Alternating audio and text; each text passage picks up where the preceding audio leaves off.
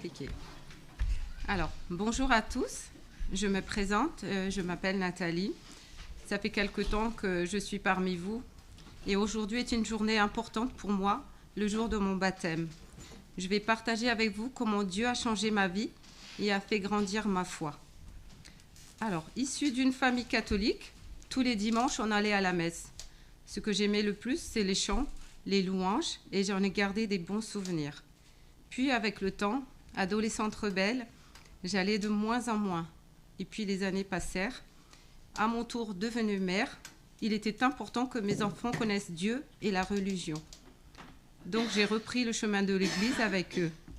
Malgré les scandales qui sont liés aux hommes et aux femmes d'Église, je voulais qu'ils aillent au catéchisme pour qu'à leur tour puissent avoir l'enseignement et la parole de Dieu. Notre Bible trônait dans le salon, elle reste toujours ouverte. De temps en temps, je lisais un verset lorsque j'y pensais ou pour me donner bonne conscience et me réconforter dans les épreuves de la vie. Puis je repris le chemin du travail et je me défilais pour ne plus assister à la messe et les années passaient ainsi. Il y a 2 ans, ma fille va à l'université de Perpignan. Elle est loin de sa famille et ses amis. C'était une période très difficile pour moi et j'avais du mal à l'accepter et je suis tombée malade. Tous les dimanches, on se parlait sur WhatsApp. Puis, un jour, elle me parle de l'église baptiste où elle se sentait à sa place et elle me racontait les repas partage, les photos, elle m'envoyait les réunions de groupe de jeunes. Et son père et moi, on était très surpris connaissant notre fille. J'avais quand même un petit doute. Mais j'avais hâte quand même d'assister au culte et de rencontrer les frères et sœurs qui l'ont soutenue et l'encouragée dans sa voie et sa vie d'étudiante. J'ai vu le changement chez ma fille et cela m'a pesé beaucoup. Et c'est la première fois qu'elle quittait le foyer familial. Alors je suis reconnaissante et je vous remercie pour votre accueil, votre générosité, votre amitié et votre gentillesse envers elle. 1 an et demi après, me voici à Perpignan en plein hiver. J'ai quitté l'île de la Réunion, c'était l'été pour la rejoindre. Je savais que tout n'allait pas être facile, mais je me suis dit, avec l'expérience, je m'adapterai et trouverai du travail. Sauf que les choses ne se sont pas passées ainsi. Bref. Le premier dimanche, elle me propose si je voulais l'accompagner au culte. Pour moi, c'était avec grand plaisir, car j'y allais rencontrer enfin cette grande famille de frères et sœurs dont elle me parlait avec joie. Ce dimanche du mois de décembre 2024, j'ai assisté pour la première fois au culte et à ma grande surprise, j'étais captivée par les prêches du pasteur Cisco. J'écoutais les versets dont je ne connaissais pas et je me suis sentie ignorante. Et à partir de cet instant, je me suis laissée guider par les paroles de Dieu que le pasteur nous enseignait. Puis il me tardait que le dimanche arrivait, car j'avais soif de connaître les enseignements et la parole de Dieu. Je ne comprenais pas ce qui m'arrivait.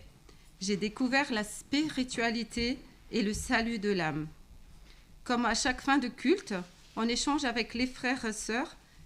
Et un jour, le pasteur David m'a demandé « Nathalie, crois-tu que Jésus est mort pour toi sur la croix pour racheter tes péchés et qu'il est ressuscité ?»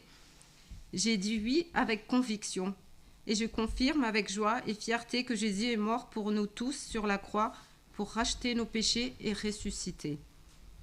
Pourtant, d'un côté, ma vie professionnelle n'avançait pas. Je n'arrivais pas à trouver ma place.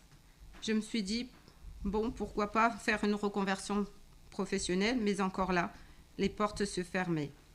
J'en ai parlé autour de moi, puis je suis allée voir David pour les conseils, dont il m'a donné un verset, Philippiens 4, 6.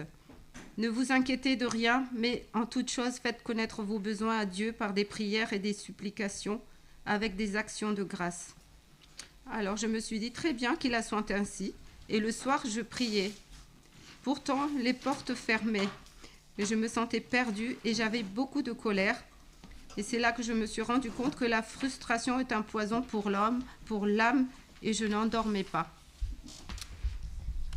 2 semaines après, lors d'un culte, un verset m'a touchée, Jérémie 29, 11. « Car je connais le projet que j'ai formé pour vous, dit l'Éternel, projet de paix et non de malheur, afin de vous donner un avenir et de l'espérance. » J'ai cru en ces paroles, et les 2 versets se complétaient, et je me demandais si à Jésus de me guider, et je m'abandonnais à lui. Et cela m'apaisait.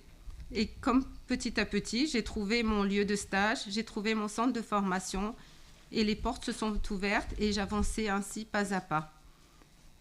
Et à partir de ce moment, toutes les décisions que je dois prendre, je le confie à Jésus.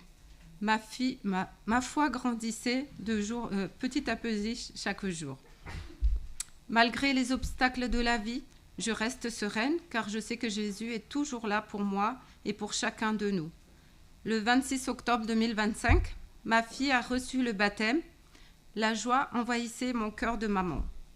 Aujourd'hui, c'est à mon tour de le recevoir et je voulais vous partager un dernier verset que j'aime beaucoup, 2 Pierre 2 et 3. Que la grâce et la paix vous soient multipliées par la connaissance de Dieu et de Jésus notre Seigneur. Sa divine puissance nous a donné tout ce qui contribue à la vie, à la piété, au moyen de la connaissance de celui qui nous a appelés par sa propre gloire et par sa vertu. Que la grâce du Seigneur Jésus soit avec tous. Amen.